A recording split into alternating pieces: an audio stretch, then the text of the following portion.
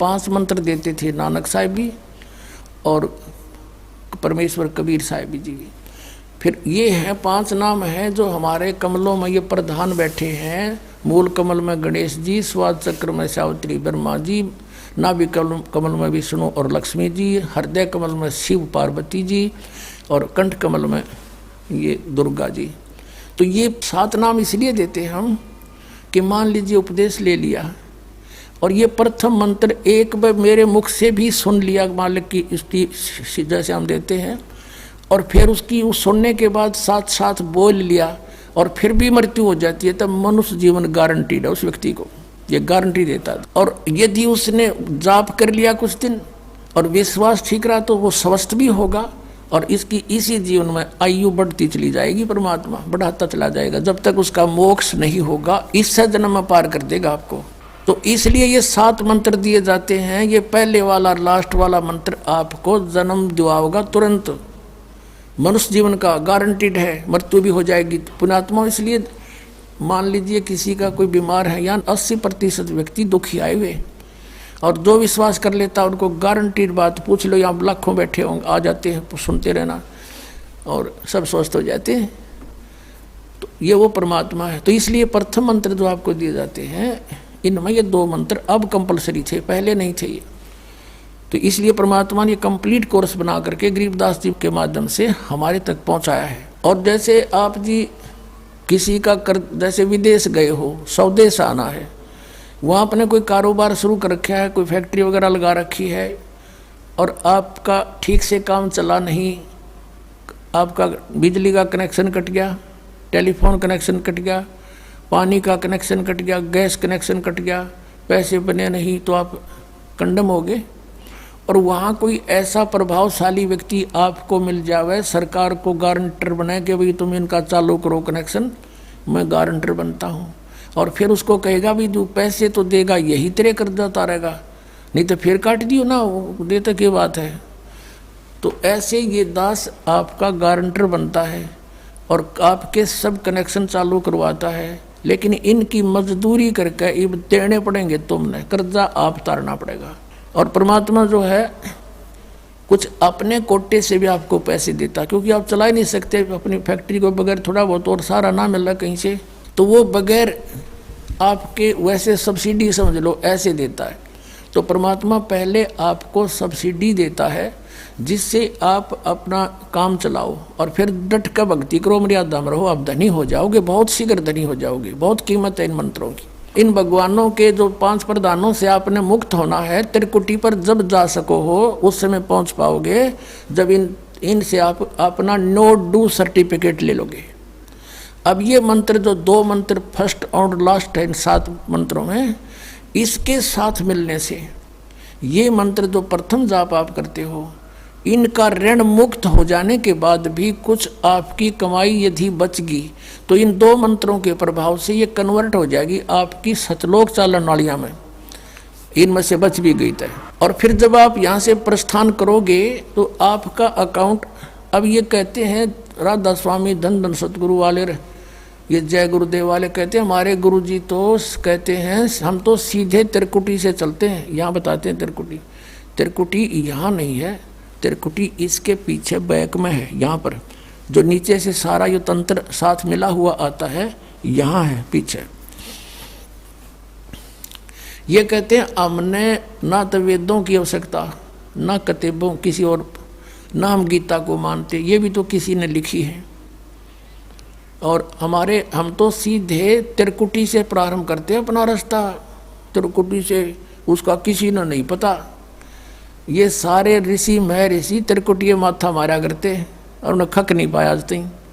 त्रिकुटी से तो बहुत आगे जाना हमने, और त्रिकुटी पर जाना कोई बालकों का खेल है, कोई बरवाले का बस स्टैंड है, चाहे पैदल पहुंच जाओ चाहे रिक्शा में बैठ कर पहुंच जाओ। त्रिकुटी इज द इंटरनेशनल एयरपोर्ट, त्रिकुटी अंतर्राष्ट्रीय हवाई अड्डा जानो। और वहाँ वही व्यक्ति जाता सैर सपट्टे, तो कोई धक्के खाए जाओ क्या फ़ायदा होगा, उसने देख भी और आ जाओ उल्टा, क्या फ़ायदा उसका। वहाँ पर केवल वही व्यक्ति जाता है जो पहले टारगेट बना चुका होता है, और उस जिस देश में जाना है उसका पासपोर्ट और यहाँ की सरकार से नो डू सर्टिफिकेट, और तब वो उस इंटरनेशनल एयरपोर्ट पर जाकर कुछ लाभ उठा सकता है। तो वहाँ से फिर आगे कैसे जाएंगे? उस त्रिकुटी पर पहुँचने के लिए तो सारा झंझट है, उस पर जाए पता फिर आप पे काम बन गया। तो त्रिकुटी पर जाने से पहले हमने इन भगवानों से नो ड्यू सर्टिफिकेट लेने पड़ेंगे। और आपकी ये ऐसी भक्ति है, इसे ऑटोमेटिक, ये देवता है, ये कोई किसी के साथ भेदभाव नहीं करते। आपकी कमाई एग्जैक्ट लिखी पाएगी कंप्यूटर की तरह, और जो आपका ड्यू शेष होगा आपको थमा दिया जाएगा। हृदय कमल में जीव रहता है, और इसके यहाँ से फिर ये सबसे पहले इसका रास्ता है त्रिकुटी में जाने का। सबसे पहले मूल कमल में जाना पड़ेगा, मूल कमल से फिर सीधा रास्ता बनता है त्रिकुटी तक जाने का। उससे पहले गणेश जी के लोक में से गुजरना पड़ेगा। उसका एक जैसे बैरियर होते हैं प्रत्येक बॉर्डर पे, यहाँ ऐसे बैरियर हैं। वहाँ जब आप जाओगे, आपके सामने आपके मस्तिष्क पर जैसे लॉकेट होता है ऐसा लगा पाएगा, और तुरंत आपको कहा जाएगा चलो आप जाओ, आपकी ये पूंजी। और वो आपके उस मस्तिष्क में ऐसे लॉकेट पे वो नो ड्यू सर्टिफिकेट छपता चला जाएगा। फिर आगे चलोगे आप, आगे आप पहुँचोगे जब विष्णु जी के लोक में, वहाँ भी आपको ऑटोमेटिक मिलेगा, कोई बाधा नहीं मिलेगी, क्योंकि वहाँ तो चोरों को पकड़ा जाता है, सा को थोड़ा, वो देवता भी तो हैं, वो किसी के साथ जरा सी भी गड़बड़ नहीं करते। फिर ऐसे शिव के लोक में से शिव का इस कमल में, हृदय कमल से फिर त्रिकुटी कंठ कमल में आएंगे, फिर हम त्रिकुटी पर पहुँचेंगे।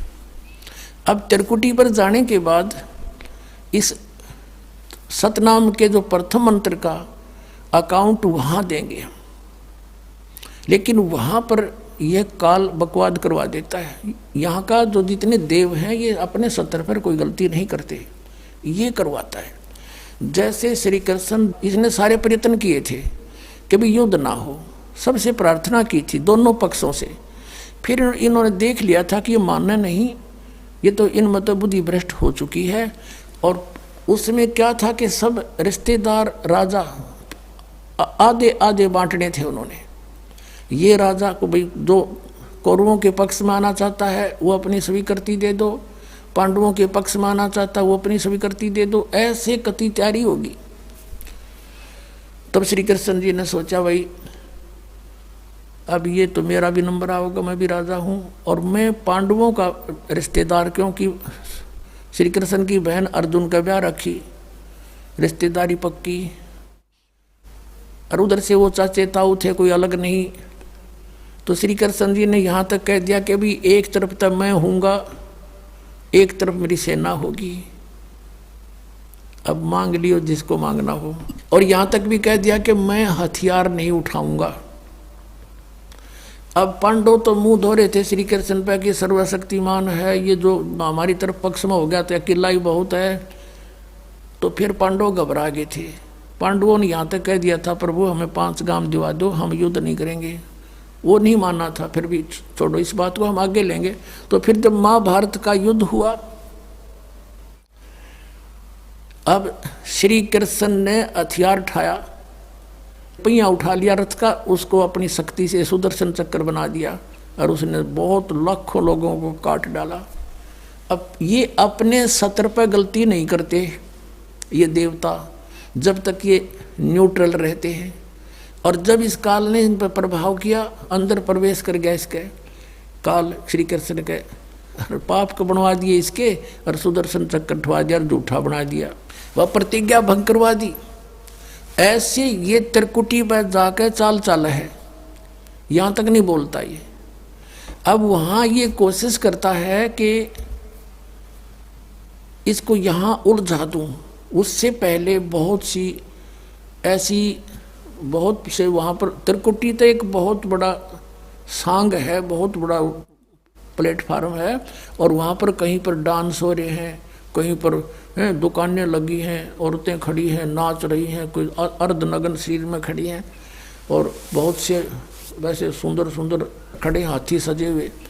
तो ये जीव वहाँ जाकर बिचल जाता है। सब ये नकली गुरु भी वहीं खड़े हैं, नकली गुरुओं का रूप बनाकर तो काल आता है, और अपने असली गुरु का रूप बनाकर परमात्मा आते। इस दास के रूप में आपको त्रिकुटी पर उपलब्ध होंगे परमात्मा।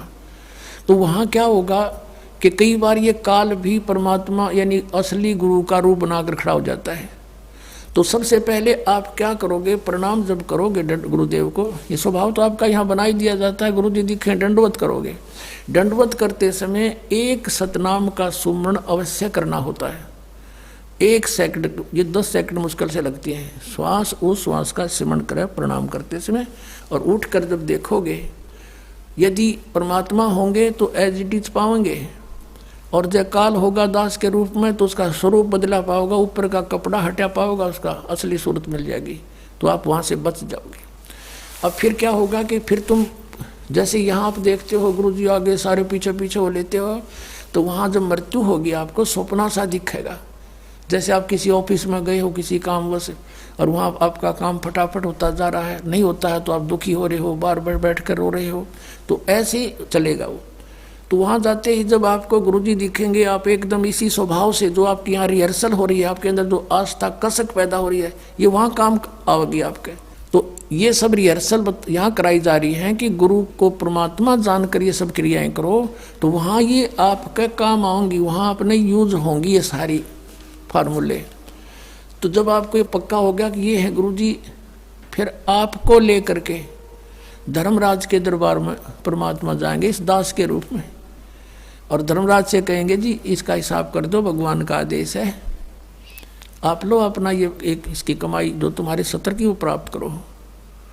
ओम नाम की कमाई और ये यज्ञों का जो बचा हुआ यहाँ प्रयोग हो गया सो हो गया यज्ञ, फिर भी बचे हुए भी आपको वहाँ देने पड़ेंगे कि आप अपना संभालो अपने सत्र की, जैसा कि आपके संविधान में लिखा है। ये पवित्र वेद पवित्र गीता भगवान का संविधान है, इसके विरुद्ध जो कार्य करता है वो दोषी है, चाहे जज है चाहे बिना जज है। तो यहाँ का न्यायाधीश बहुत समझदार है, उसने वो सब समझता है। परमात्मा याद दिलाता है 18वें अध्याय के 66वें श्लोक में लिखा है, सर्वधर्मान परित्यज माम एकम शरणं व्रज। अपना अपने सत्र की जो तुम्हारी है वो अपनी लो, इसकी पूजाएं, और इसको छोड़ो, आगे चलेगा ये। तो वहाँ सतनाम के प्रथम मंत्र का जाप हम वहाँ देंगे, यज्ञ दे देंगे, फिर ये वहाँ से चलेगा। फिर वो आगे जाएगा तो पार ब्रह्म के लोक से हमने पार होना है।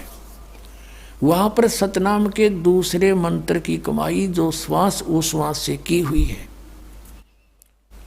ये उसके दरबार में जाकर अक्षर पुरुष यानी परब्रह्म के लोक में जा करके उसको देंगे, वो आगे जाने अलाउड कर देगा, उसके 7 संग ब्रह्मांडों से पार होना हमने सहयोग देगा वहाँ से वो वहाँ तक जाने का, उस टैक्स के बदले में।